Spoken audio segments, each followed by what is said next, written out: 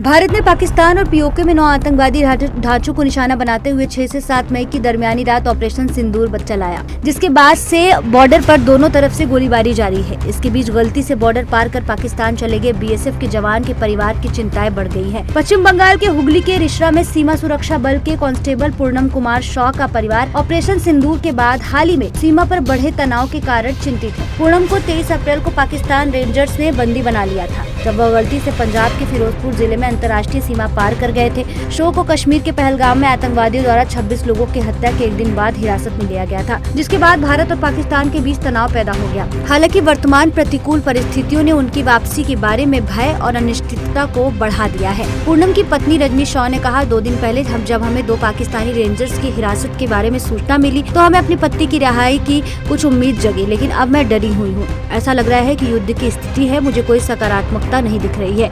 यह स्थिति खत्म होने वाली नहीं है, ये जारी रहेगी। रजनी ने पठानकोट और फिरोजपुर जाकर बीएसएफ कमांडरों से अपने पति की सुरक्षित वापसी की अपील की थी। वह बीएसएफ के वरिष्ठ अधिकारियों से आश्वस्त होकर घर लौटी कि वे अब उन्हें सुरक्षित वापस लाने के लिए हर संभव प्रयास कर रहे हैं। बीएसएफ ने भी परिवार से धैर्य रखने का आग्रह किया था और उन्हें भरोसा दिलाया था कि ऐसी घटनाएं असामान्य नहीं है। रंजनी अब मुख्यमंत्री ममता बनर्जी से मिलना चाहती है और अपने पति की सुरक्षित वापसी के लिए मदद मांगना चाहती है। उसने कहा, हर कोई कह रहा है कि उसकी संभावना बहुत कम है। मेरे पति के बारे में किसी को कोई चिंता नहीं है। मैंने उनसे आखिरी बार सोमवार को बात की थी। उनके पास मेरा नंबर है, लेकिन पिछले 24 घंटे में मुझे कोई कॉल नहीं आया। हम मुख्यमंत्री से मिलना चाहेंगे क्योंकि हमें नहीं पता, शायद वो कुछ मदद का आश्वासन दे सके या सरकार से बात कर सके। मुख्य मुद्दा यह है कि मेरे पति भारत में नहीं है। जब बातचीत चल रही थी तब मुझे उम्मीद थी, लेकिन अभी शत्रुतापूर्ण माहौल में मैं बेहद चिंतित हूँ। रजनी ने आगे कहा, पहलगाम की घटना बेहद दुर्भाग्यपूर्ण थी और स्वाभाविक रूप से हर कोई सरकार से बदला लेने की उम्मीद कर रहा था। अगर मेरे पति वहाँ फंसे नहीं होते तो मैं भी यही कहती, लेकिन अब मुख्य समस्या ये है कि मेरे पति पाकिस्तान में है। मुझे नहीं पता कि मुझे क्या कहना चाहिए और क्या नहीं। रजनी ने बताया कि सीमावर्ती क्षेत्रों के दौरे के दौरान उन्हें बताया गया कि उनके पति सुरक्षित हैं और उसे किसी तरह की यातना नहीं दी गई।